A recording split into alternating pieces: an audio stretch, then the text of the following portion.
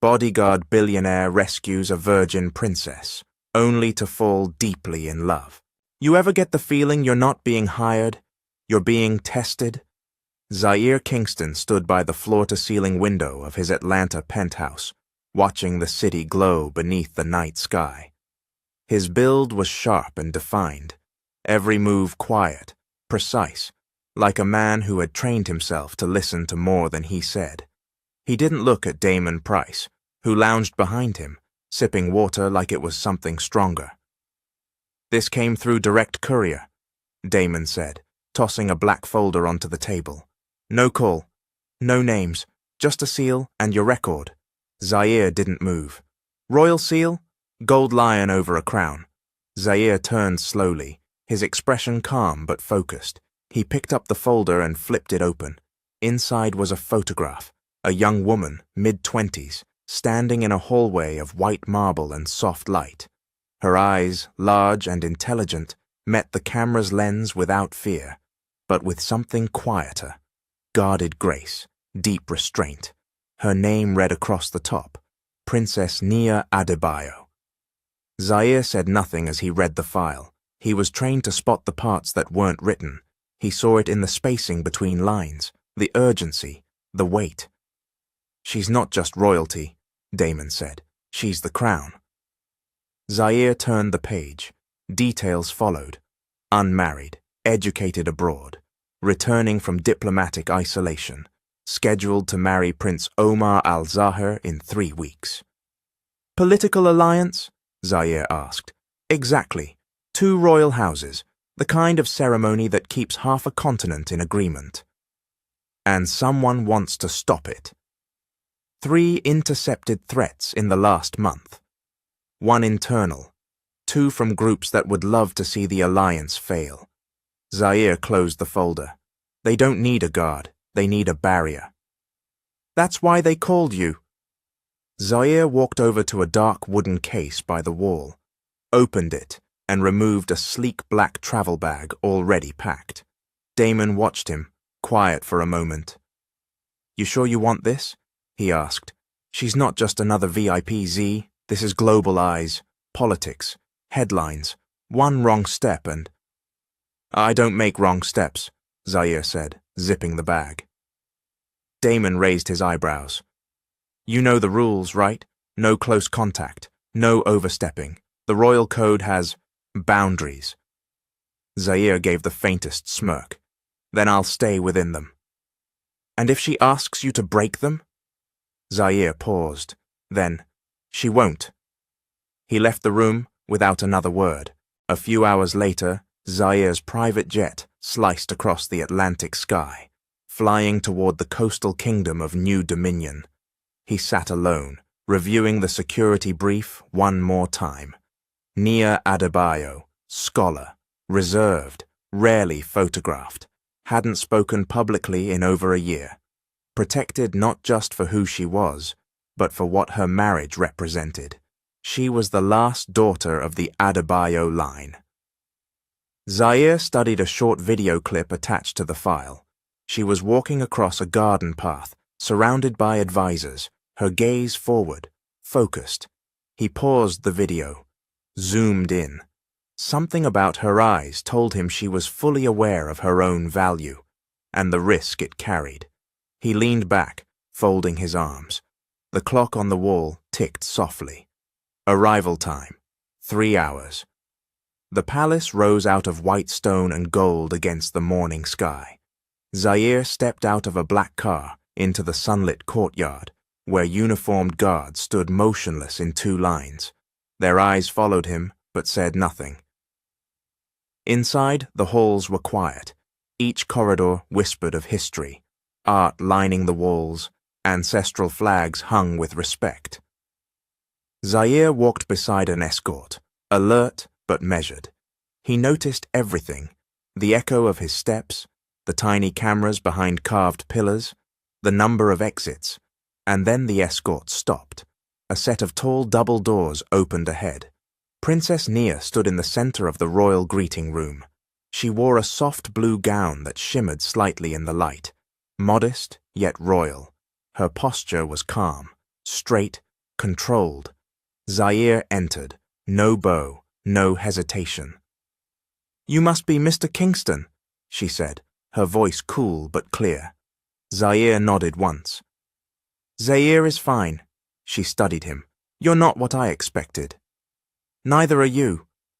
Something flickered in her eyes, amusement maybe, or curiosity. She walked toward him, every movement graceful and intentional. "You've read my file?" "Every page." "Then you know I'm not here for conversation. I'm here to finish a process started before I had a say in it." Zaire didn't blink. "I'm not here for conversation either. I'm here to keep you breathing." A silence settled between them, not uncomfortable, but cautious. "Then I hope you're as good as they say," she said softly. "I have to be," he replied, "because someone out there wants to make sure you don't walk down that aisle." For the first time, her expression changed, not fear, recognition. She already knew. A nearby door opened. A palisade stepped in quietly and announced that the Queen Mother would see Zaire now for his official briefing. Nia nodded once, then turned and walked away without another word. Zaire didn't follow her with his eyes. He didn't need to. He already knew where she'd be, and he knew, somewhere deep in his instincts, that keeping her safe wasn't going to be about the guards or the gates. It was going to be about what neither of them could afford to feel. Not yet, not now, but soon. Something had already started, and there was no turning back. "Why are you following me so closely?" Princess Nia's voice floated back over her shoulder as she walked briskly through the marble corridor. The morning light filtered through stained glass windows, casting jeweled patterns across the palace floor. Zaire Kingston kept pace behind her, expression unreadable. "Because I'm not here to follow from a distance." She stopped suddenly and turned. Their eyes met for the second time that morning. Hers were sharper now, measuring, intelligent. The soft elegance she carried wasn't just appearance. It was armor. "And you think standing 10 steps behind me will stop a real threat?" "No," Zaire said. "That's why I'm walking at 5. A flicker of something, approval, maybe, touched her face, then vanished. She resumed walking, this time saying nothing. He continued beside her, silent as the air. Every guard they passed nodded to her. Every attendant stepped aside with quiet reverence. But no one spoke, not until they reached the open balcony above the east garden. Below them, palace staff moved with choreographed precision. The outer walls shimmered in the rising heat. It looked peaceful, beautiful, but Zaire knew beauty could lie. "This place," Nia said suddenly, resting her hands on the stone railing, "was designed to look invincible, but it's not." "You felt it too," Zaire replied. She glanced sideways at him. "I don't sleep much, not because I'm afraid, but because I'm never sure who's protecting me and who's performing for the camera." "You won't have to wonder with me." Her gaze held his. "I hope you're right," she said quietly. They stood there in the silence, surrounded by the hum of wind and distant voices. It was the first moment that felt real. No advisors, no titles, no ceremonial masks. Just a princess and the man hired to keep her alive. Later that afternoon, Zaire moved through the security rooms beneath the palace, reviewing footage, blind spots, and staff records. He questioned 2 guards about a late-night shift change that hadn't been logged. One claimed illness, the other simply didn't show up. Zaire didn't raise his voice. He just stared until the man began talking. It was nothing major, a careless mistake. But it confirmed what Zaire already knew. Security looked strong, but too many people inside these walls were untested. The palace ballroom was transformed into a vision of perfection. Golden drapes hung from the high ceilings, crystal chandeliers reflected light like stars, and soft music floated on the air. Every royal seat was filled, every camera lens trained on one figure. Princess Nia Adebayo. She stood at the center of the marble floor beneath a massive glass dome, dressed in white and gold. The gown shimmered, detailed with subtle embroidery from her ancestral lineage. Her hands were steady, her shoulders poised, but her eyes told a different story. Zaire watched from the edge of the room, posted beside a marble pillar, dressed in a formal black suit tailored to fit his frame like armor. He scanned the crowd with quiet precision. Diplomats, royal family members, foreign envoys. Everyone smiling, everyone watching, everyone playing a role. He had trained himself not to be distracted, but his focus kept drifting back to her. Nia. Her smile looked perfect, but it wasn't real. A voice echoed through the ballroom as a herald stepped forward. People of the new dominion, honored guests, we present to you the formal engagement of Her Royal Highness, Princess Nia Adebayo, and His Serene Highness, Prince Omar Al-Zahir.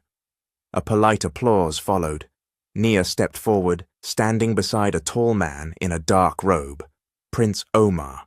His posture was regal, his eyes calculating, and when he took Nia's hand, Zaire noticed the subtle tension in her wrist. She didn't want to hold it. The cameras flashed, Zaire's jaw clenched slightly. Moments later, Queen Mother Amara delivered her short speech. Words about unity, tradition, legacy. It was the kind of message that said a lot without really saying anything. Then came the photo session. Zaire stayed out of frame, but close enough to act if needed. When Nia turned her face toward the camera, he saw it again. That same distance in her eyes. A message only someone truly watching would notice. After the ceremony ended, the crowd filtered into the adjoining hall for the formal dinner. Zaire remained behind as Nia walked toward a quieter section of the palace. She didn't look back, but she knew he was following. "You saw it, didn't you?" she asked without turning. Zaire answered, "Saw what?" She stopped and turned to face him. "That I didn't want to be there. That I didn't want to hold his hand. That I didn't want this." Zaire didn't speak, not yet. She stepped closer, her voice lower. "You're not like the others. They protect my position. You protect me." He kept his eyes steady. "That's what I was hired to do." She searched his face for a moment. "Is it just the job?" He didn't answer. Before either of them could say more, a soft knock came at the hallway door. A servant entered, carrying a tray of drinks meant for the private guests. Zaire's eyes flicked to the glasses, then to the servant's hands. Too fast, too confident. He stepped forward, gently taking the tray. "Where did these come from?" he asked. The servant blinked. "The royal kitchen, sir." "I didn't ask where they should have come from. I asked where you got them." The servant hesitated. Zaire didn't move. He simply stared. The young man began to sweat. I was just told to bring them." "By who?" "I don't know his name. One of the new staff." Zaire handed the tray off to a nearby guard and pulled Nia aside, shielding her without making a scene. "You don't drink anything tonight," he said quietly. "No exceptions." She nodded, understanding instantly. The tray was taken to be tested. Within 15 minutes, word returned to the Queen Mother privately. One of the glasses was laced with a slow-acting substance, nothing deadly, but enough to cause fainting, disorientation, something that could embarrass or endanger the princess publicly. The Queen ordered silence, no press, no disruption. But Zaire had already made his decision. That night, after all the guests had gone and the palace had gone still, he stationed himself outside Nia's quarters, instead of returning to his suite in the East Wing. She opened the door quietly. "You don't have to guard me all night." "I'm not guarding," he said. "I'm watching the door." She paused, then added softly, "Thank you for earlier. I'm just doing what I said I would, keeping you safe." She looked at him, holding the door slightly wider. "There's a seat in here if you prefer not to stand for hours." He shook his head. "I'm fine." She nodded once and slowly closed the door. He stared forward, arms crossed, listening as the latch clicked softly into place. Inside, Nia leaned her back against the door, staring at the ceiling.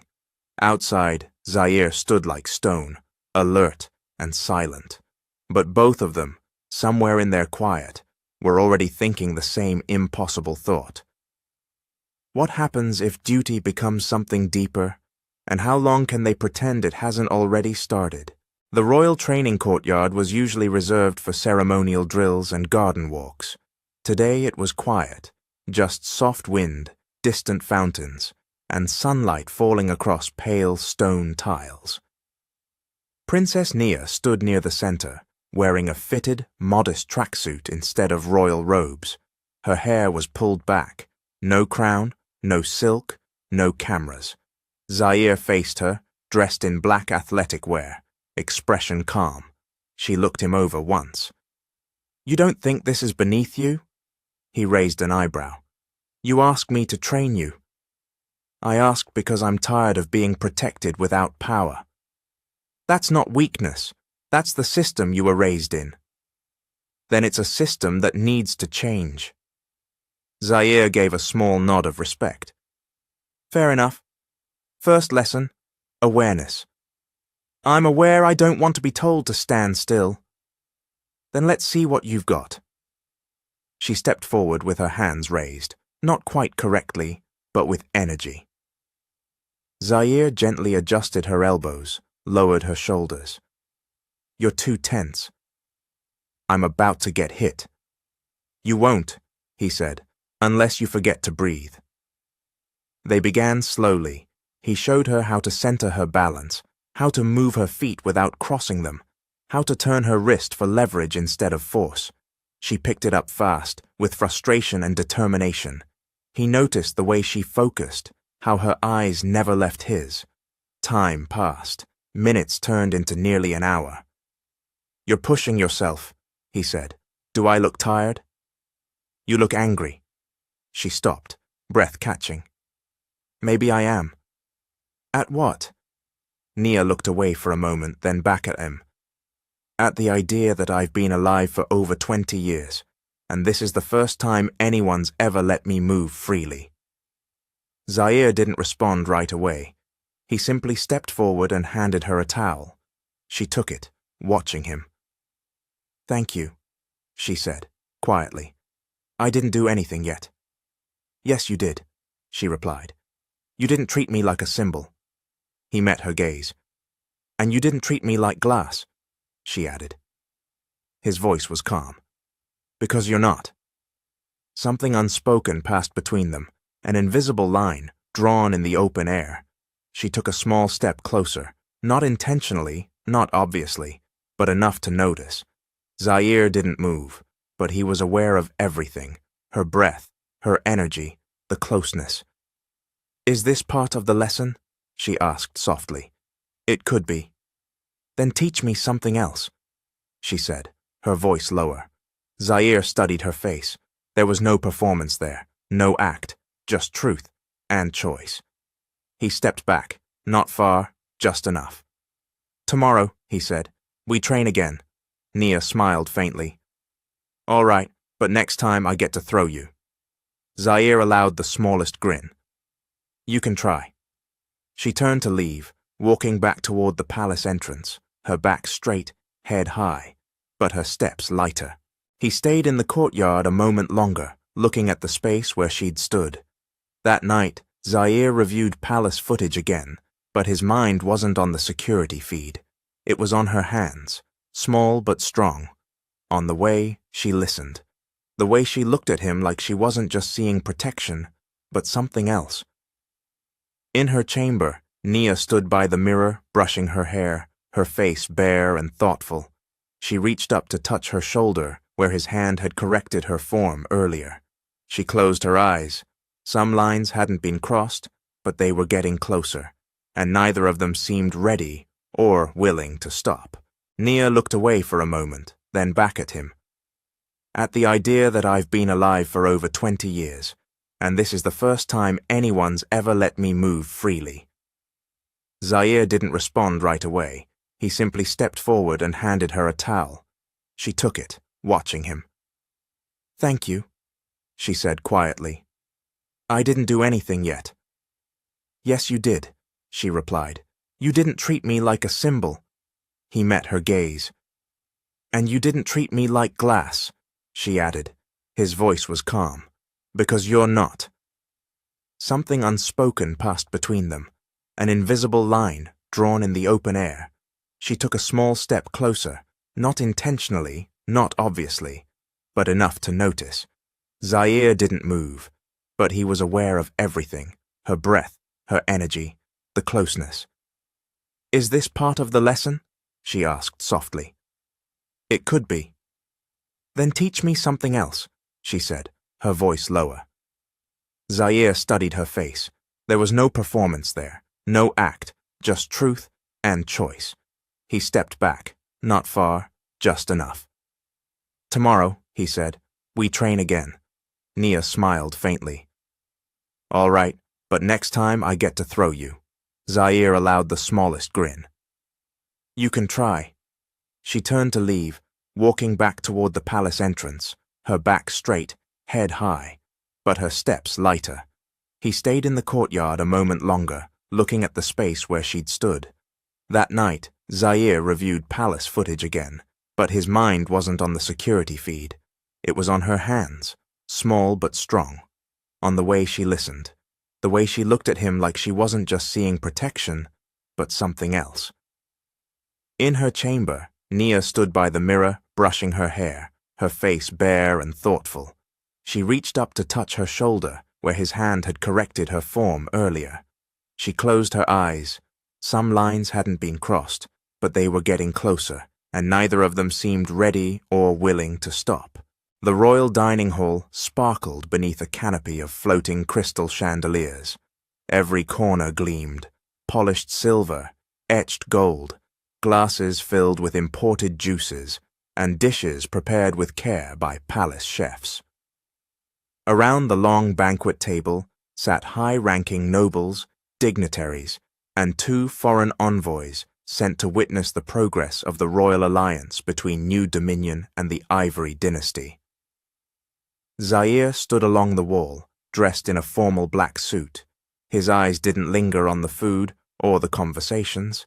He watched movement, patterns, the way servers entered and exited, the way Prince Omar laughed too loudly when nobles toasted his upcoming marriage to Princess Nia. She sat at the head of the table beside Queen Mother Amara, with Prince Omar to her right. Nia wore a satin green gown with gold trim, elegant and understated, her posture poised, her expression composed. But every now and then, Zaire saw it again, that distance, that quiet discomfort, buried beneath duty. When Prince Omar leaned in to whisper something, Nia smiled, but it was practiced, tight at the corners, the kind of smile meant for diplomacy, not affection. Zaire's eyes narrowed.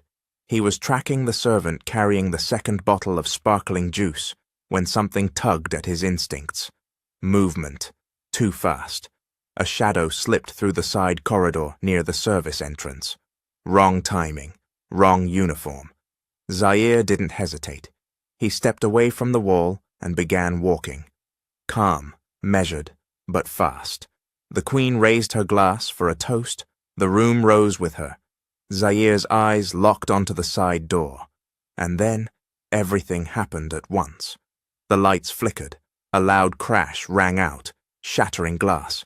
A masked figure burst into the room from the side, dressed in black from head to toe, holding something hidden beneath their cloak. Zaire was already moving. He leapt forward as the figure advanced toward the table. Gasps filled the room.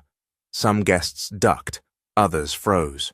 Zaire reached the intruder just as the figure reached inside their coat. He grabbed the attacker's wrist and twisted. A flash of silver, a short blade, not a gun. The weapon clattered to the ground as Zaire slammed the figure backward into the wall. Guards rushed in, 2 more masked figures appearing behind the first, and chaos erupted in the room. Zaire shouted over the confusion, "Get the princess out, now!" But Nia didn't move. She stood frozen, eyes locked on Zaire. Queen Mother was already being ushered away. Prince Omar ducked under the table. Zaire turned and grabbed Nia by the arm, not roughly, but firmly. "This way," he said, his voice low and urgent. She nodded, finally snapping out of the shock. They moved fast, slipping through the servant corridor. Zaire guided her down a narrow staircase and into a hallway lined with ceremonial banners. They didn't stop until they reached a secure room, Zaire's private security chamber 2 floors beneath the ballroom. Once the door closed and the locks engaged, Nia sank into the chair by the wall. For a moment, neither spoke. Her chest rose and fell, rapidly. Her gown was slightly torn at the hem. Her earrings shimmered as she turned to him. "You knew it was coming," she said quietly. "I didn't know when, but yes." Her hands trembled. She tried to still them. Zaire knelt in front of her, not touching, just present, watching. "You're safe," he said. "I was at that table, smiling, drinking juice, toasting my own future," she whispered, "and someone in that room wanted to make sure I didn't survive to see it." "You did survive. But how many more times do I have to get lucky?" Zaire looked at her steady. "This isn't about luck. It's about pressure. Someone's afraid of what you represent." Nia swallowed hard. "Power." "No," he said. "Choice." She stared at him, her voice barely above a whisper. "You really believe that?" "Yes," Zaire said, "because that's what I see every time you walk into a room. Not someone who wants to rule, but someone who wants to choose how she lives." Her eyes filled, but she blinked quickly, holding it back. "I've been told since I was a child that I was born for this path, this marriage, this throne, and yet, tonight, when you pulled me out of that room, I didn't think about any of that." "What did you think about?" Her voice dropped. "You." Zaire didn't speak for a long time. Then gently, he said, "There's still blood on your hand." She looked down. A thin scratch traced across her palm, likely from the broken glass. Zaire reached for a first aid kit and knelt again, taking her hand in his. She flinched slightly, but didn't pull away. His hands were warm, careful, focused. He cleaned the cut with silence and skill, wrapping it with gauze from the kit. The moment slowed. The silence deepened. She watched his face, the set of his jaw, the quiet concern behind his calm, the way he knelt, not as a protector or a subject, but as a man trying to give her something no one else had offered, space to feel. "Does this happen often?" she asked softly. "This level of threat? Number? Then why now?" "Because something changed," he said. "Someone thinks the wedding is a danger to them." "And you?" "I think you are." She blinked. "Me?" "You're not just marrying into a political alliance. You're stepping into the middle of a balance that was already falling apart. The moment you speak, people listen, and the wrong people don't like that." Her voice was quiet again. "And you? Do you like that I speak?" He looked up at her. "I like that you don't pretend." Her breath caught, just for a moment. Then she nodded. "Thank you for saving me." Zaire stood, slow and deliberate. He didn't touch her again. "You don't need saving," he said. "You need someone who won't let the world forget that." She stood too, still close. "Then don't disappear tomorrow." "I won't," he said. "I mean it." "So do I." He unlocked the door and led her safely back to her chambers. The palace was tense. The guards doubled. The Queen Mother gave no public statement. Prince Omar remained in his suite, speaking to no one, but behind the walls, A quiet truth was blooming. In danger, something deeper had been uncovered, and now there would be no going back. The air in the palace had changed. There was more security in the corridors now, more whispers in the corners. The attack at the royal dinner had shaken the palace to its core, and while the Queen Mother insisted it was under control, Zaire knew otherwise. This was just the beginning. He stood outside the gates of the arrival courtyard as black SUVs rolled through the arched entrance, engines low and silent. The sun reflected off the silver crest on the lead vehicle, a golden falcon over a sapphire crown, the royal symbol of the Ivory dynasty. The back passenger door opened, and out stepped Prince Omar al-Zahir. He was tall, with smooth copper-brown skin, a polished navy suit, and a smile that didn't quite touch his eyes. His presence was powerful, practiced. Every movement said, "I belong here."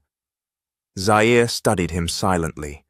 Omar glanced his way and held his gaze for a half-second longer than necessary, then looked away, dismissing him like a doorman. Zaire said nothing, but he noted everything. Prince Omar walked with confident strides into the palace, greeted by servants and staff with ceremonial bows. Zaire followed at a distance, observing the man who was, on paper, supposed to become the future king beside Nia. Inside the royal chamber, Nia stood at the base of the grand staircase, waiting. Her gown today was simple and flowing, made of cream silk that shimmered in the light. No crown, no jewels, just quiet dignity. When Omar entered, he smiled wide, arms outstretched. "My future bride," he said with warmth that sounded rehearsed. Nia returned a polite smile and bowed her head. "Welcome to New Dominion, Your Highness." Zaire watched as Omar leaned in and kissed her cheek. It was soft, formal, but unnecessary. Nia barely reacted. Behind them, Queen Mother Amara approached and greeted Omar with the stiffness of formality. "We are honored by your presence." "The honor is mine, Your Grace," Omar said smoothly.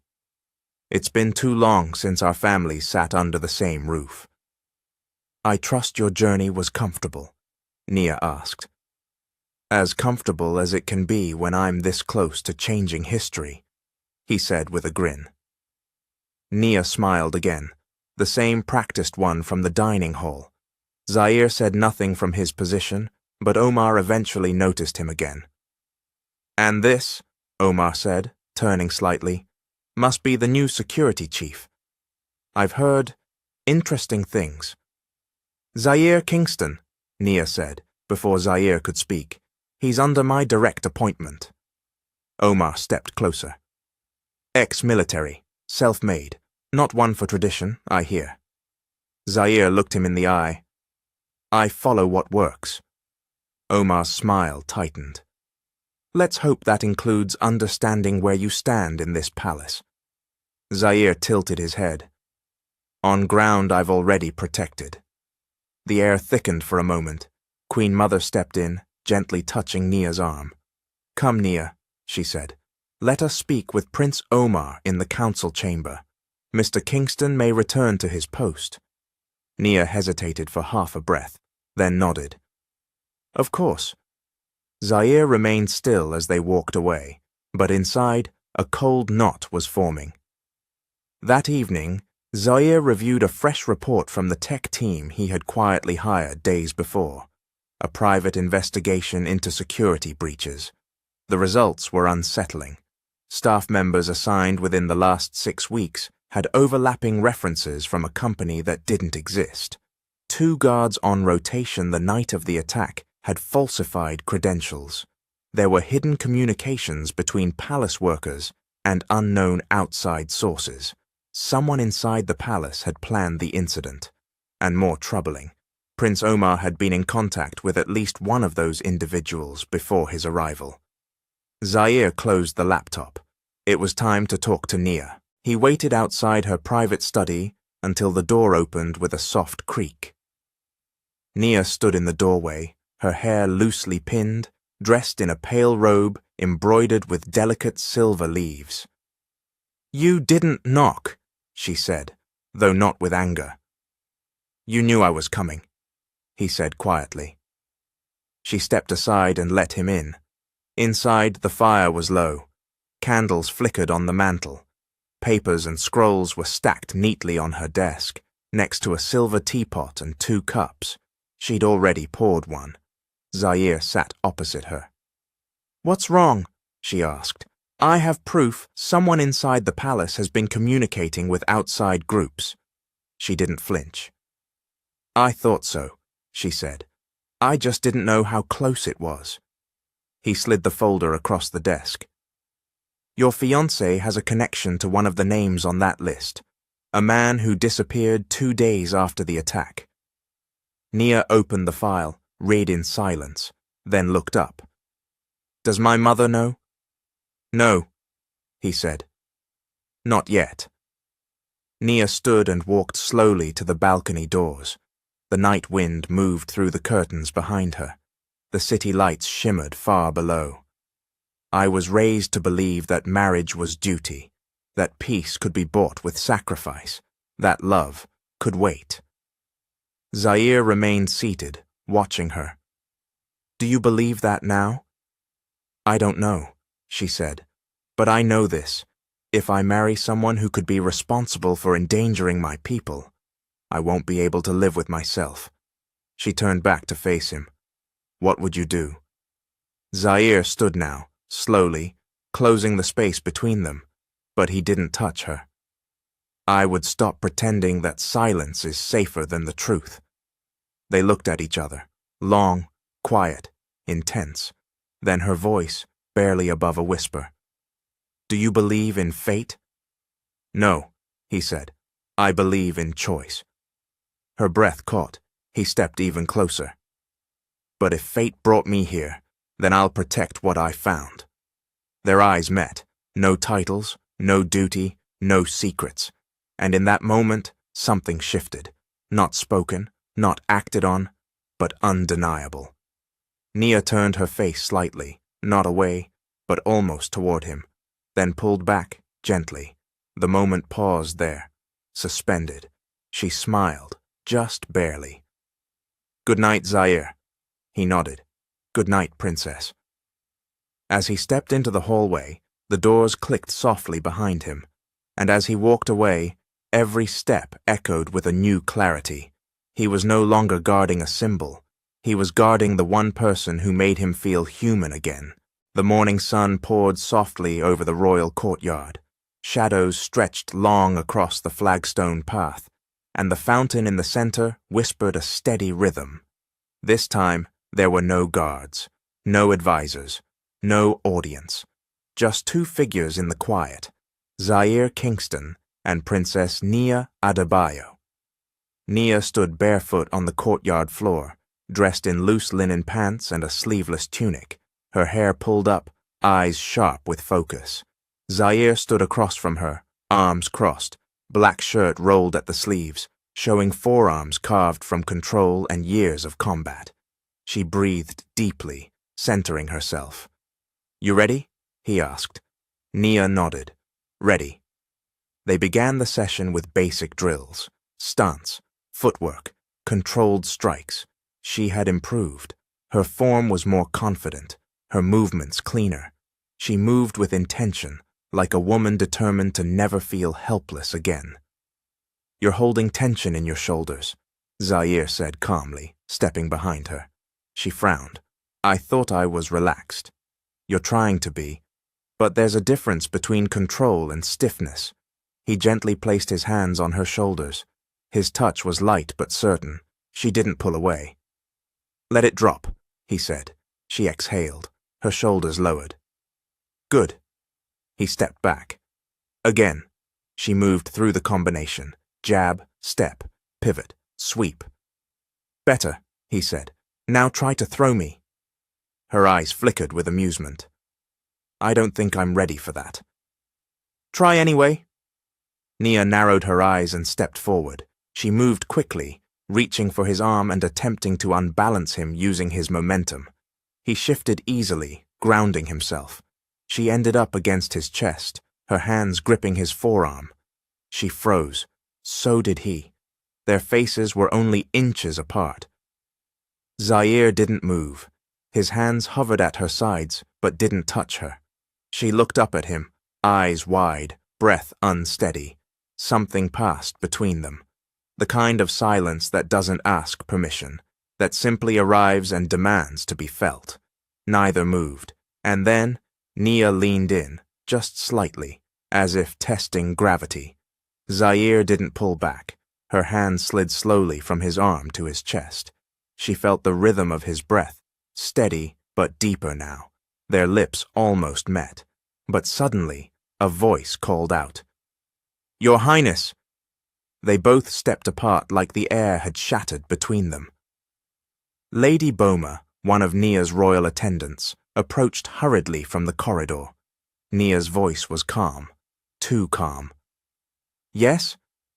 There's been an urgent message from the Queen Mother. She wishes to speak with you in the council chamber, immediately." Nia nodded.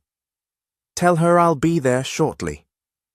Lady Boma bowed and hurried off. Nia didn't look at Zaire right away. When she did, her voice was quiet. "I should go." Zaire nodded. "Of course." She turned and walked away, her steps slower than before, as if part of her was still behind with him. He watched her go, jaw set, hands still tingling from the moment they'd almost shared. The Queen Mother's council chamber was a towering space of high ceilings, with stained glass windows that cast jewel-toned light onto the polished floors. Queen Amara sat at the head of a long table, her robes regal, her expression sharp. Prince Omar sat to her right, arms folded, eyes cold. Nia entered with her chin high, her expression unreadable. "I was told this was urgent," she said. Queen Amara gestured toward the seat across from her. "Sit, child." Nia sat. Amara looked her over for a long moment before speaking. "There are whispers, from diplomats, from courtiers, that your behavior has changed." "In what way?" Nia asked. "In ways that cause concern." Prince Omar spoke now. "There are rumors about your personal guard." Nia didn't blink. "Rumors are not facts." "But perceptions matter," Queen Amara said. "You've always carried yourself with discipline, distance, but lately that line is thinner." Nia straightened in her seat. "If you're implying something, say it plainly." "You are soon to be queen," the Queen Mother said firmly. "Your image must be above reproach. There can be no closeness with your protector, no gestures that can be misread, no lingering glances." Nia's voice remained calm. "Zaire has done nothing inappropriate." "Maybe not yet," Prince Omar said, "but I've seen the way he looks at you." "And how is that?" Omar smiled slightly. "Like he forgets you already belong to someone else." Nia stood slowly. "I belong to no one." The room fell silent. Queen Amara's eyes narrowed. "Be careful, Nia." Nia turned to leave. "I always am." Later that night, Nia stood alone in the royal library. The tall shelves and warm lamplight offered a quiet space where she could breathe. Zaire entered softly. "I was told there was concern," he said. Nia nodded.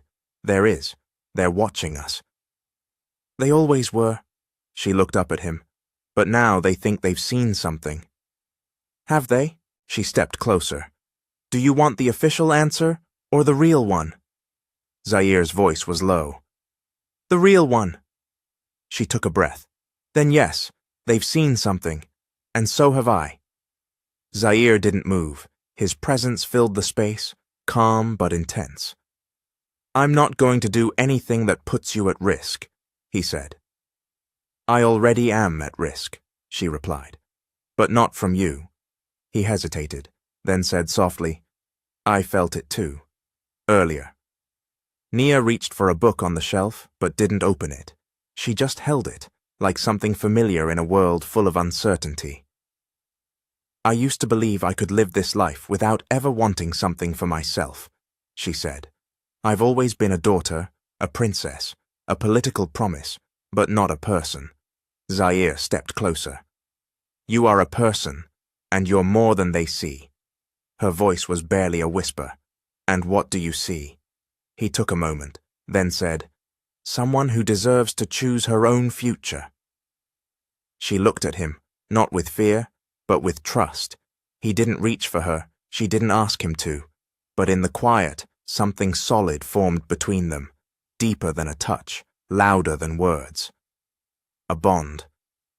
Outside, the wind moved through the trees, and inside, they both knew that everything had already begun to change.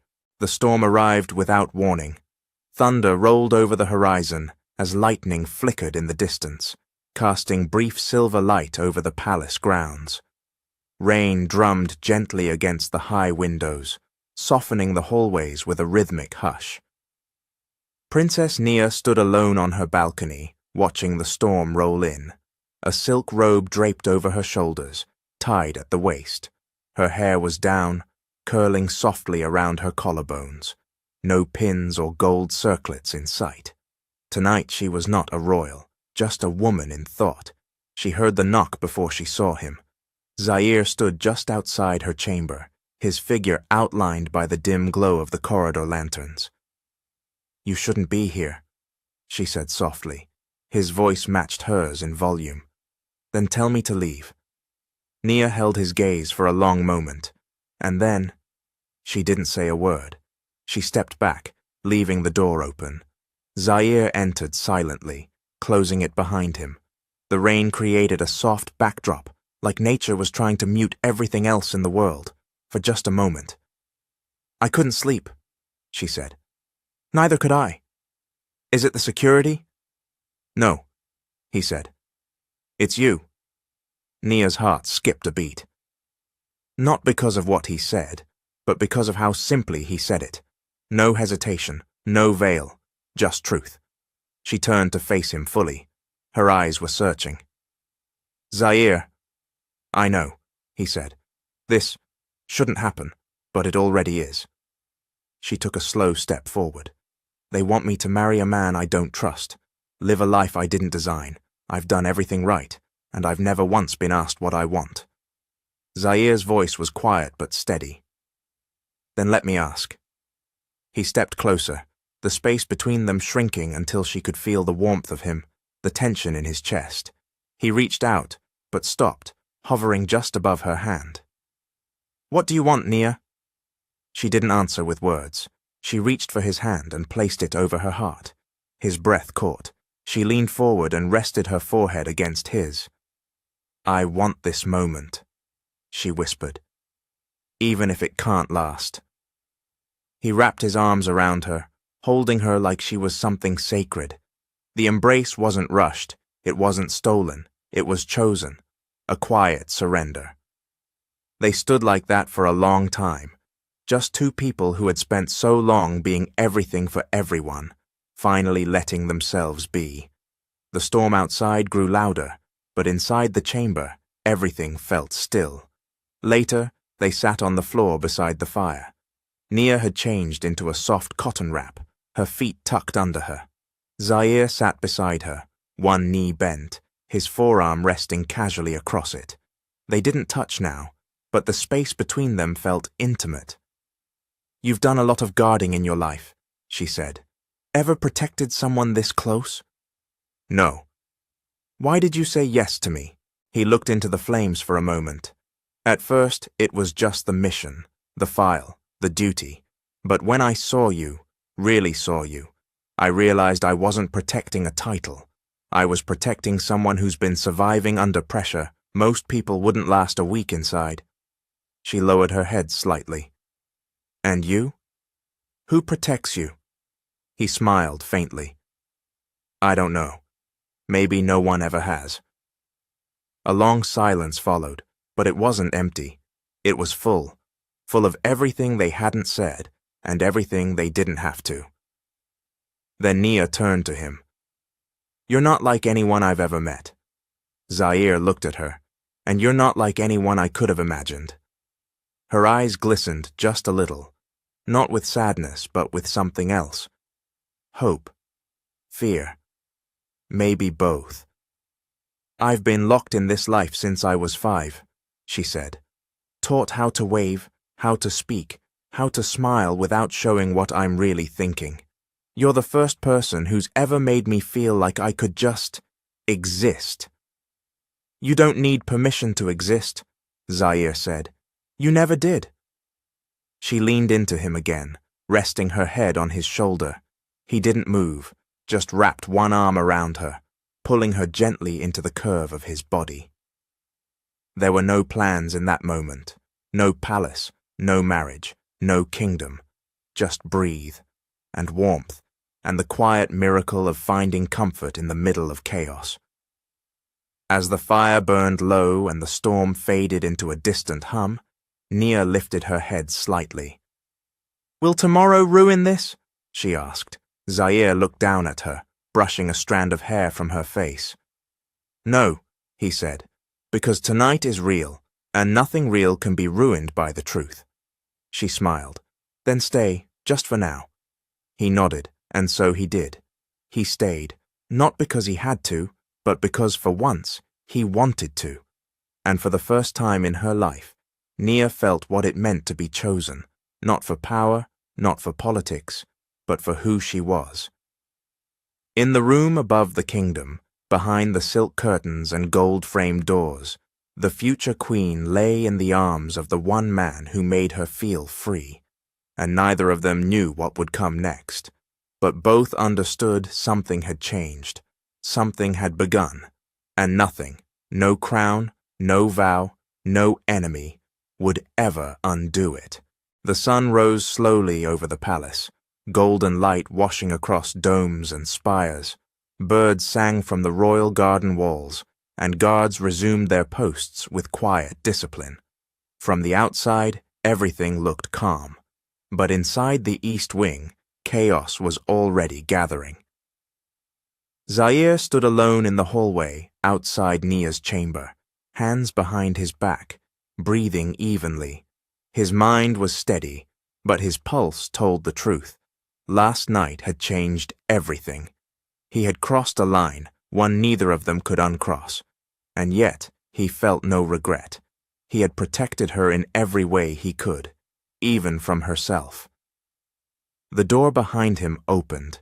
Nia stepped out, dressed in a soft silk gown, her hair braided simply down her back. Her expression was calm, but her eyes held something new. Not fear, not confusion. Resolve. Are you ready for what comes next? She asked. Zaire nodded once. Always. She gave a small smile, but before another word could pass between them, the sound of urgent footsteps echoed down the corridor. 2 palace guards approached, dressed in full uniform, hands folded tight against their belts. Mr. Kingston, one said, voice clipped, by order of Her Majesty the Queen Mother, you are to be detained for questioning. Nia stepped forward immediately. Why? The lead guard's expression did not change. A breach of protocol has been reported. The royal chambers are under review. This order comes from the throne. Zaire said nothing. He looked at Nia once, calm, steady, and then held out his wrists. No need for cuffs, he said. I'll walk. Zaire, Nia began, but he shook his head. Stay here. The guards flanked him and walked him toward the central hall. Nia stood frozen for a moment, heart pounding, then turned sharply and marched in the opposite direction, toward the Queen Mother's chamber. Queen Mother Amara stood by a window, hands clasped in front of her, dressed in ceremonial robes that shimmered with royal gold. She did not turn when Nia entered. Why did you send guards for him? Nia asked. Amara spoke calmly.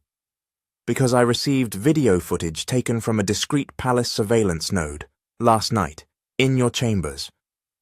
Nia's blood ran cold. She took a slow step forward. You had a camera watching my room. Amara finally turned. Your safety is not a matter of privacy. It is a matter of state. That security was placed months ago. It only activated under motion after midnight. Nia's throat tightened. You watched us? Amara's face remained still, though her eyes flashed. I saw enough. Silence stretched between them, heavy, unforgiving. He's not the danger here, Nia said firmly. Amara's voice rose. You allowed your protector to compromise his role. You let him touch what does not belong to him. I belong to no one, Nia's voice rang through the chamber. Amara's voice lowered but turned sharper. You were raised to lead, not to feel. And maybe that's the problem, Nia said. Maybe that's why this kingdom is crumbling under alliances built on empty vows. Amara stepped closer. You will marry Prince Omar. You will ascend the throne as promised, and you will end this distraction today. Nia's voice was soft, but every word struck like steel. No. Amara blinked. I won't marry someone I don't trust, Nia continued, and I will not deny the truth for the comfort of tradition. The Queen Mother's eyes narrowed. Then you will be removed from the succession. I will strip your title and declare your younger cousin heir by royal emergency decree. Nia stepped back, stunned. You would do that to your own daughter? Amara turned away. I would do it for my country. Zaire sat in a stone-walled room beneath the palace, hands resting on a small table, posture relaxed. He wasn't chained, he wasn't interrogated, but the message was clear. He was no longer welcome. The door opened. Nia stepped in. Zaire stood instantly. You're not supposed to be here. I don't care, she said. He watched her face. What did she say? She's planning to remove me as heir. Zaire's jaw tightened. Because of me. Because of both of us, Nia corrected. Because I didn't obey. He took a breath, stepped around the table. I shouldn't have stayed last night. I asked you to, she said, and I'm glad you did. She reached for his hand, holding it between both of hers. They want me to be silent, but silence has never kept me safe. You have. I made a promise to protect you, Zaire said, even if it means stepping away now. No, she said. Not again. Not now. The door opened once more. General Loma stood there with 2 guards. Her face was unreadable. Mr. Kingston, she said, you are to be escorted to the southern gate. Your contract has been formally terminated. Nia stepped between them. You can't. Loma cut in gently. I'm sorry, Princess. This isn't my decision. It's been signed and sealed by the Queen herself. Zaire stepped forward, calm. It's all right. No, it's not, Nia whispered. Zaire touched her arm gently. You have to stay strong, for them, for yourself. Her eyes were glassy. And what about you? I'll be close, he said softly. Always. Then he turned and walked out of the palace. That evening, the royal courtyard was silent. Nia sat by the reflection pool alone, eyes on the surface, watching the moon ripple with each falling leaf. Prince Omar approached, footsteps soft. This is not how I wanted this to go, he said. Nia didn't answer. I didn't ask for the guard to be removed, he added, though I admit I was relieved when it happened. She turned her head slightly. I saw how you looked at him, Omar said, and I saw how he looked at you. But I wonder, do you know how dangerous it is to fall for someone who can't walk beside you in daylight? Nia looked back at the water. You're right. Omar looked pleased for a moment, but then she added, It's dangerous, and I don't care. She stood and walked past him without another word. Far from the palace walls, Zaire stood on a quiet hill overlooking the kingdom, watching the spires glow faintly in the distance. He was no longer inside, but his heart had never left, and the war between duty and desire had only just begun. The palace had never felt so quiet. not in the comforting, serene way of early mornings. Number this was a heavy, watchful quiet, the kind that pressed against Nia's chest and made the golden walls of her childhood feel like cages. Outside her window, the royal banners waved softly in the breeze, but to Nia, they no longer represented legacy. They were flags of control, symbols of a life she didn't choose. She sat on the edge of her bed, fingers clasped tightly, staring at the small silver pendant in her hand, a gift from her father, given to her on her 13th birthday. He'd told her, "One day, you'll lead them, not because you were told to, but because you were brave enough to want to." She wondered if he would still say the same thing now. A soft knock at the door startled her. Not the formal knock of a royal messenger. This one was faster, more anxious. She opened the door a crack. It was Yara, one of her childhood attendants, now a junior steward, young, loyal, and quiet. "I only have a minute," Yara whispered, slipping inside. "You asked me for help. I have something." Nia stepped back, closed the door. "Did you find the tunnel?" Yara nodded and held out a folded map. "It runs beneath the West Kitchen, used by the staff generations ago, but the Queen had it sealed off after the last security overhaul. There's one gate, rusted shut, but not locked." Nia took the map carefully. Her hands trembled. "There's more," Yara added. "Your guard, Zaire, he's not far. He didn't leave the region. He's staying in the hills beyond the city, near the old signal tower." Nia's breath hitched. "He stayed?" Yara smiled softly. "I think he's waiting." Nia folded the map and tucked it beneath her gown. "Thank you," she said. "You've done more for me than anyone in this palace." Yara's smile faded a little. "They'll come after you." "I know. Are you ready for that?" Nia's voice was calm. "I was never meant to be a prisoner in gold." That night, as the palace slept, Nia moved through the corridors in silence. She had changed into simple clothing, soft grey pants, a dark tunic, flat shoes. Her hair was wrapped tightly beneath a headscarf. No jewels, no symbols of power, just movement. She passed the royal library, the courtrooms, the long hall of portraits, all places she had memorized, lived in, obeyed within. She didn't stop. The West Kitchen was dark, unattended. She slipped inside and found the hatch beneath the old storage shelves. Dust covered the latch, but the hinges still turned with a slow, reluctant creak. The passage below was narrow and damp, its stone walls slick with condensation and time. She walked carefully, her footsteps muffled by dirt and debris. She reached the rusted gate, took a breath, pushed. It groaned open with effort. Beyond it, the outer edge of the palace wall and the tree-lined hills beyond. Freedom. She kept walking. Zaire sat near a small fire, surrounded by quiet woods. The hills above New Dominion stretched far beneath the stars. His car was hidden beneath a canopy, his phone silent. He hadn't left. He couldn't. Something in him refused to walk away, not from her, not from what they had started. He heard the footsteps before he saw her, not the heavy stride of a soldier, the light, quick steps of someone who knew how to move unseen. His head turned slowly, his eyes narrowing. And then she stepped into the firelight. His heart stopped.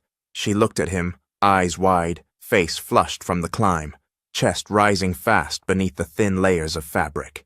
He rose to his feet. "Nia," she walked forward slowly.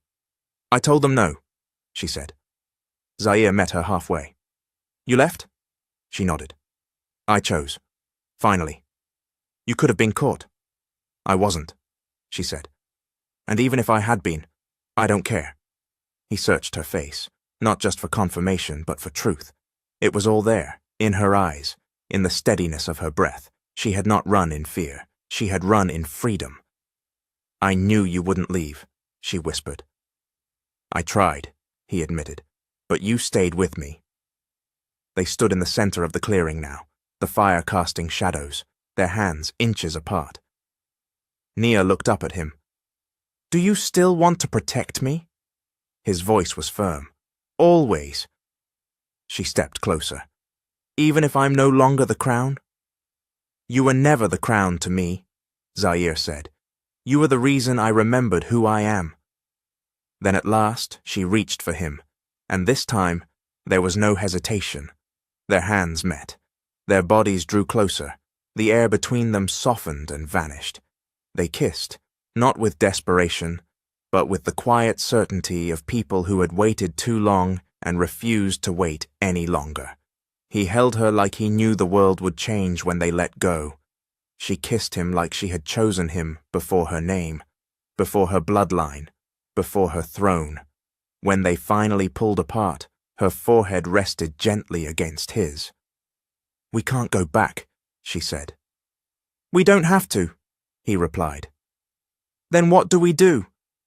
Zaire turned toward the trees, toward the road that led into the city. "We show them what choice looks like." Back in the palace, alarms blared softly behind closed doors. The Queen Mother stood in the royal war room, flanked by advisors. "She's missing," one of them said. "She bypassed security, disappeared during the night." "How?" Amara demanded. "We don't know. The outer tunnels were sealed." "Clearly not sealed enough," she said coldly. Another advisor stepped forward. "Shall we alert the public? Prepare a statement." "No," she said. "Not yet. We keep this quiet. We locate her, and we bring her back before the world realizes she's gone." Her voice darkened. "Because if the world finds out the princess ran from her own throne—" She didn't finish the sentence. She didn't have to. The countdown had begun. In a small, rented flat, hidden deep in the hills, Nia stood at the window, wrapped in a blanket. Zaire cooked something quietly behind her on a tiny stove. Eggs and rice, simple but warm. It wasn't royal, it wasn't planned, but it was theirs. She turned to look at him. "I'm not afraid," she said. Zaire smiled. "Good," he replied, "because this time we're not running." She crossed the room and slipped into his arms, and for the first time in her life, she was exactly where she chose to be. The apartment was nothing like the palace. The walls were bare brick, the floor a little uneven, and the windows open to the busy sounds of a city that never stopped moving. From their small rented flat above a corner bookstore, Princess Nia Adebayo could hear street vendors shouting, children playing in alleyways, and delivery carts rolling over cobblestones, and she loved it. She sat near the window in an oversized hoodie, watching a woman below braid her daughter's hair while balancing a basket on her head. The scent of roasted peanuts drifted through the air, and people moved like rivers of purpose down the narrow streets. This place wasn't silent like the palace. It was alive. Behind her, Zaire poured hot tea into 2 chipped mugs. "Still watching them?" he asked. Nia nodded, smiling softly. "They move with such freedom. No guards, no audience, just life." "You have that now," he said, handing her a mug. She took it, wrapping her hands around the warmth. "Do I? Or is this just borrowed time?" Zaire sat on the edge of the table beside her, sipping his own tea. "That depends." "On what?" "On whether we hide forever or step out and make it count." Nia looked at him, unsure. "You want to go public?" "I want to take control," he replied, "before they do it for you." She considered that in silence. "What would that even look like?" she asked after a while. "We can't just walk into a press room and declare we're in love and I quit the crown." "No," Zaire said, "but we can tell the truth, on our terms." She raised a brow. "You mean broadcast it?" "We record it, raw, real. You tell your story, I tell mine. No edits, no titles, just us." Her breath caught. "Yet, if we do that, the palace will come for us harder than before." They already are, Zaire said. But the difference is, if we speak first, they lose the power to twist it. Nia thought of the Queen Mother, of the advisors, of the monarchy's hunger for silence and control. They ruled through image, through tradition, through obedience. But what if that spell could be broken? What would I say? She asked. Zaire met her eyes. Start with the truth. That afternoon, Zaire contacted a trusted ally, Malik Thomas, an independent media producer who had once filmed conflict zones, rebel movements, and forgotten revolutions. He owed Zaire a favor. Malik arrived 2 hours later, wearing a hoodie and sunglasses, gear slung in an old backpack. You're serious about this? He asked, looking between Zaire and Nia. We're past serious, Zaire replied. Malik nodded. Okay, then we'll need good lighting, one tight camera angle, and a clean script. But it has to sound like you're speaking from the soul. We drop it anonymously to 3 major news outlets. It'll spread on its own within the hour. Nia sat at the table, silent as she absorbed the weight of it, her hands curled into fists. I'm ready. By nightfall, the small apartment had been transformed into a quiet recording space. The background was simple, a white sheet pinned to the wall behind her, one standing lamp, and a microphone. Malik set the camera. Zaire stood just outside the frame. Nia inhaled deeply, looked into the lens, and began. My name is Naya Adebayo. My whole life I've been called Her Royal Highness, Princess of the New Dominion, heir to the throne, and symbol of peace. But none of those titles asked how I felt. She paused. I have been silent for too long, and in that silence, others have spoken for me, assigned me duties, arranged alliances, told me who to love and who to become. But I was never asked. Her voice steadied. I am no longer staying silent. I left the palace by choice. I walked away from an arranged marriage that was built not on trust or truth, but on politics and fear. I am not a threat to the crown. I am a daughter of it. But I will not sacrifice my soul to serve a system that denies me my voice. She took a breath, and yes, I fell in love, with someone not chosen for me, but someone who saw me, who protected me not because of my name, but because of my personhood. She smiled softly, and I will not apologize for that. Zaire watched from the edge of the room, his heart steady but full. Whatever comes next, Nia continued, I face it as a free woman, not just a royal, not just a daughter, but a human being. She looked into the camera one last time. And I am not afraid.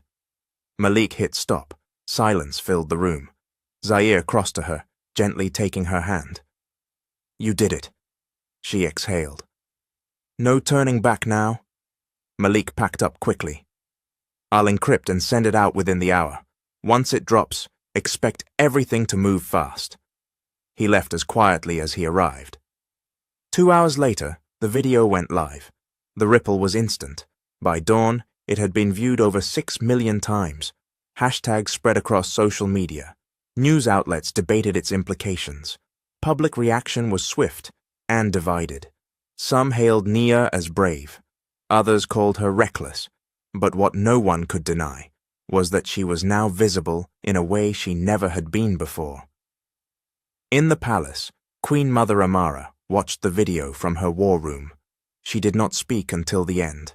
Then coldly she said, Issue the warrant, retrieve the princess, and silence him. Her advisors hesitated.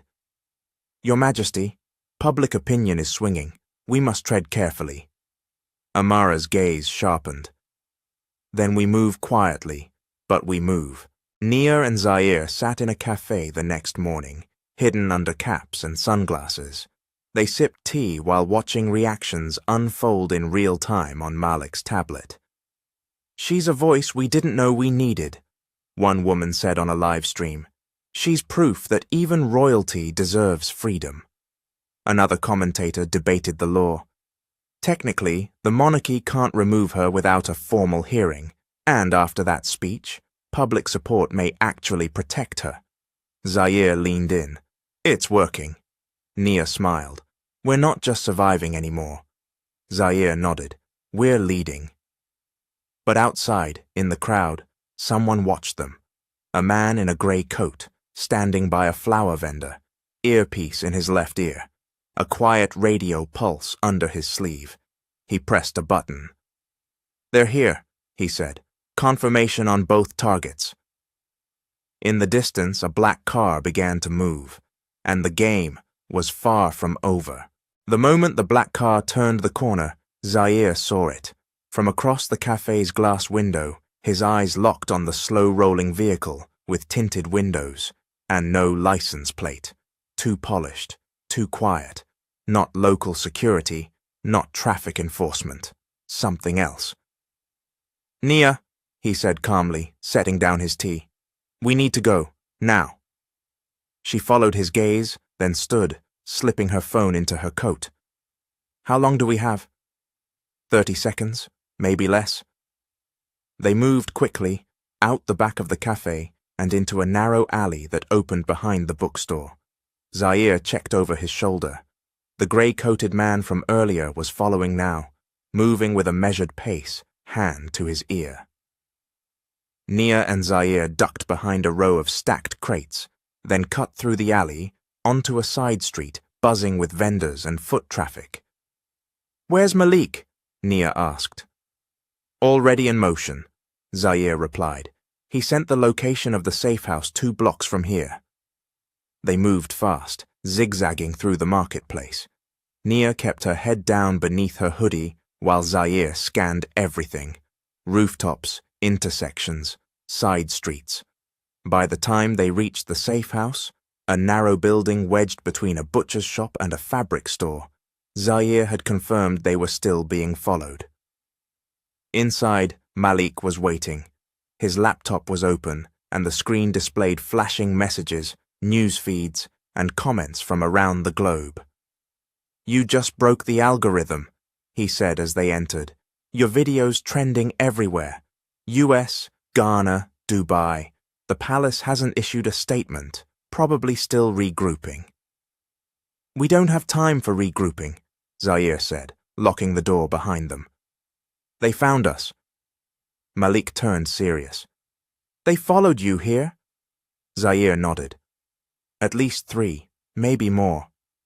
Nia pulled back her hood and walked straight to Malik's laptop. We need to go further. Further than worldwide exposure? Yes, she said. We expose everything, all of it. Malik blinked. You mean? I want the world to know what's been happening behind the gates, Nia said. Who's been funding the threats? Who's benefiting from my silence? Zaire crossed the room, nodding slowly. We have enough data from the intercepted communications to prove internal betrayal. Then we release it, Nia said. Names, dates, transactions. Let the world see what we've seen. Malik hesitated. This will shake the monarchy to the core. Good, she said. Zaire looked at her. You're sure? She met his eyes. If I'm going to lose my title, then I'm going to take the lies down with it. Within the hour, Malik had assembled a digital package of evidence, encrypted emails between Prince Omar's advisors and a rogue security contractor, financial records showing unexplained transfers to accounts linked to palace staff, internal memos suggesting orders to delay responses during the dinner attack. All of it connected, and worst of all, documents signed by members of the Queen Mother's senior council indicating knowledge of planned, pressuring events to encourage Nia's compliance with the arranged marriage. Do we name her? Malik asked. Nia hesitated. Zaire stepped forward. If we leave her out, they'll say we were too scared to speak the whole truth. Nia nodded slowly. Then we name her, but not with hate. With clarity, they recorded a second video. This time Zaire and Nia sat side by side. No dramatics, No background music, just truth. Nia began. To the people of New Dominion and the world, this is not an act of rebellion. It's an act of survival, a refusal to be buried under silence. Zaire continued.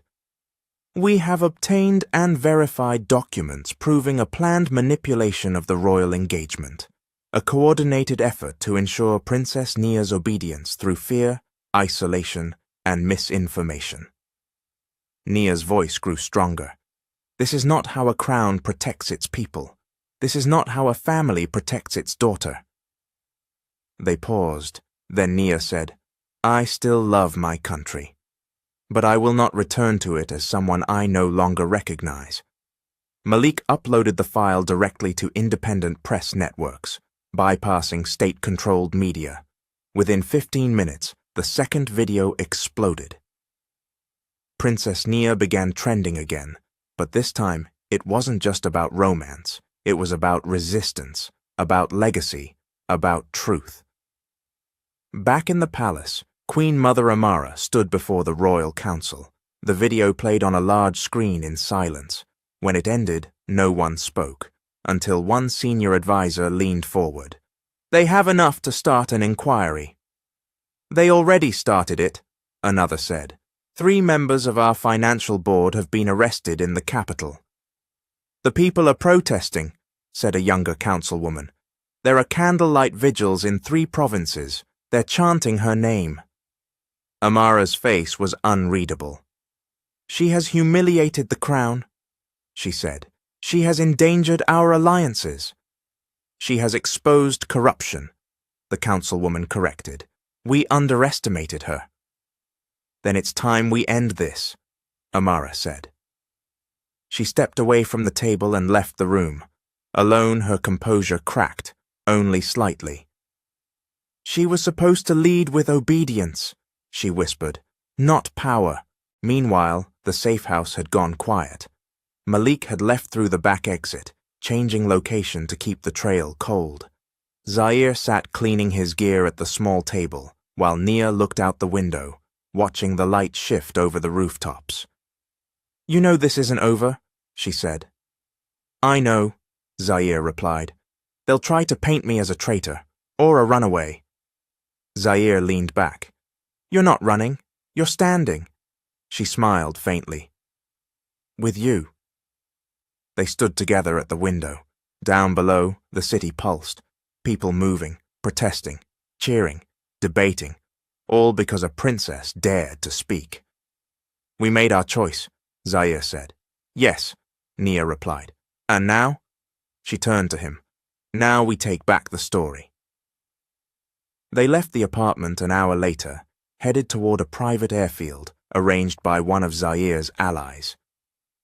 Their destination, a public conference abroad, one where Nia would speak to global leaders, activists, and young women watching her fight in real time. But as their car pulled away from the safe house, a camera hidden in a rooftop vent flicked to life. A signal was sent, and a new set of eyes was watching. The game had changed, but the danger was far from over. Inside the convention center, the air buzzed with anticipation. Guests in tailored suits, head wraps, dresses, and uniforms filled the auditorium. Whispers ran through the aisles as word spread. Princess Nia Adebayo was here, not as royalty, not as an heir, as a woman with something to say. The moderator introduced her simply. She comes not in silk, but in strength, a daughter of legacy, and now a voice of choice. Please welcome Nia Adebayo. Applause filled the room, not polite applause, but electric, alive. Nia stepped on stage in a dark green suit, simple, structured, and powerful. No jewelry, no crown, just her. The spotlight found her, and she began. When I was a girl, I was taught to walk in silence before I was taught to run in joy. I was taught to smile when asked, nod when told, and to never, ever let my hands shake. She paused, and for a long time, I believed that silence was strength, that obedience was dignity, that peace could only come from compliance. She stepped forward slightly, looking into the sea of faces. But then, one day, someone tried to harm me, and those same traditions that raised me told me to stay still, to trust that protection would come, even if I didn't ask for it, that my voice was secondary to my status. Her voice steadied, and that day, I realized, if peace comes at the cost of my freedom, it isn't peace. If tradition silences truth, it is not heritage, it is fear. Applause broke out. Nia paused, letting it carry. She continued, I am not here as a runaway. I am not here to dismantle a crown out of rebellion. I am here because I finally chose myself. And in doing so, I remembered something simple. Leaders do not inherit courage. They practice it. More applause. A few stood now. And yes, she added with a small smile, I fell in love. But not with a story written for me. With a man who reminded me that my voice matters, that I am more than protocol. She looked to the side of the stage where Zaire stood in the wings. His arms were folded, but his eyes never left her. She closed with strength. I may never wear the royal crown again, but I carry a new one, built from truth, earned in the dark, and carried into the light, for every girl who was told to wait, for every woman who was told to stay small. I am here. We are here, and we are not going back. The room erupted, standing ovation, cheers, tears. Some clapped with both hands raised, some just held their chests. But the message had landed, and the world had changed. After the event, Nia and Zaire exited through a private entrance surrounded by quiet security. Media swarmed the main gate. Her name was all over social feeds, breaking news, editorials. Zaire placed a hand at the small of her back as they walked. You crushed it! Nia looked up at him, a little dazed. I feel like I just walked through fire. You did, but you didn't burn. They stepped into a waiting car. Malik sat in the front, holding up his phone. You've got at least 3 prime ministers requesting interviews, a UN rep asking for a follow-up, and, get this, someone leaked an anonymous petition in your kingdom to revise succession law. 50,000 signatures in 3 hours. Nia blinked. 50,000? And growing, Malik said. They're calling it the Freedom Line. Zaire nodded. It's working. Then his phone buzzed. He frowned. What is it? Nia asked. Zaire handed her the screen. A photo, blurry, night vision green. 2 figures in the hills. One tagged as Zaire Kingston, the other Princess Nia Adebayo. Beneath the photo, royal rebels, government insider claims. Princess was encouraged to leave by bodyguard in questionable relationship. They're trying to change the story, Zaire said. Nia's mouth tightened. Of course they are. But before the fear could rise, she looked at him. We tell our own story. Every time. He nodded. Then we hit back. Back in the palace, Queen Mother Amara stood at her private balcony, watching the people below gather in a square. Many held signs, candles. Some waved the national flag, but painted with new colors, purple and silver, representing truth and choice. She is turning them against us, one advisor said. No, Amara replied quietly. She is turning them toward her. Another council member approached, face tight. A national referendum is being discussed. They want to vote on royal marriage law. They want to legalize abdication by choice. The Queen Mother closed her eyes for a long moment. She is no longer my daughter, she whispered. The advisor paused. With respect, Your Majesty, she may no longer need your name to lead. A week later, Nia and Zaire bought a small home on the coast of Ghana. Nothing extravagant. Whitewashed walls, palm trees in the wind, the sea within walking distance. It wasn't a palace, but it was peace. Malik visited with new equipment. Ready to build something global? Nia smiled. Not a monarchy, a movement. They launched the Adebayo Foundation, a global initiative supporting girls seeking education, independence, and safety from forced arrangements. Donations poured in from around the world, and months later, in a small private ceremony, Nia and Zaire stood barefoot on a beach at sunset. No throne, no title, just each other. "I never needed the crown," she whispered. Zaire smiled. "You were always the crown," and as the waves kissed the shore, they promised nothing but the truth, their truth, together. A year had passed. The palace gates still stood tall, the crown still gleamed in polished glass cases, and the Queen Mother's silhouette still appeared behind silk-curtained balconies. But something was different now, something that could not be undone. The people had changed. It started with whispers in cafes and squares. Then came the speeches, the marches, the candlelight vigils. Voices that had once been quiet now spoke with clarity. Young women and men rose from cities and villages alike, not to burn down the throne, but to reshape it. And at the center of that fire stood the name Nia Adebayo. She hadn't returned to reclaim the title. She had returned to reframe it. The council hall of the new dominion buzzed with tension. For the first time in its centuries-old history, the monarchy's succession law was being formally challenged. A proposal had been introduced. Royal heirs could abdicate freely without exile, without shame. Royal marriages must be by mutual consent, and those who stepped away with integrity would retain full civic rights.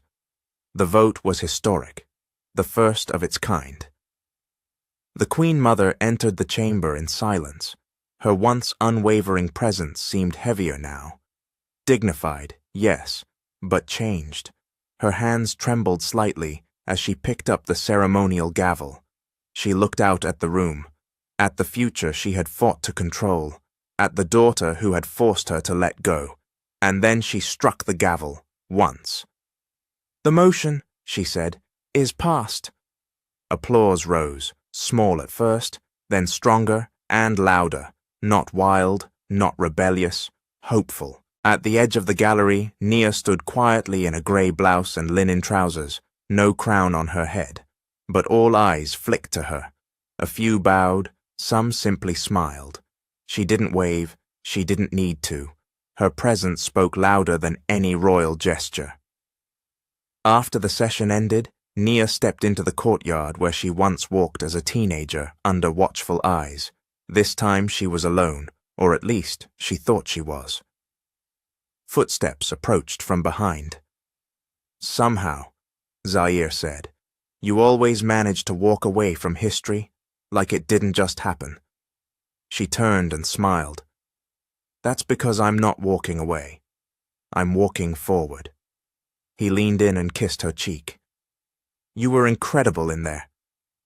"Thank you for waiting," she whispered. "I'd wait a lifetime," he replied. They stood in the courtyard a moment longer, beneath the same olive tree where she had once been told she was a symbol. Now she was something else entirely.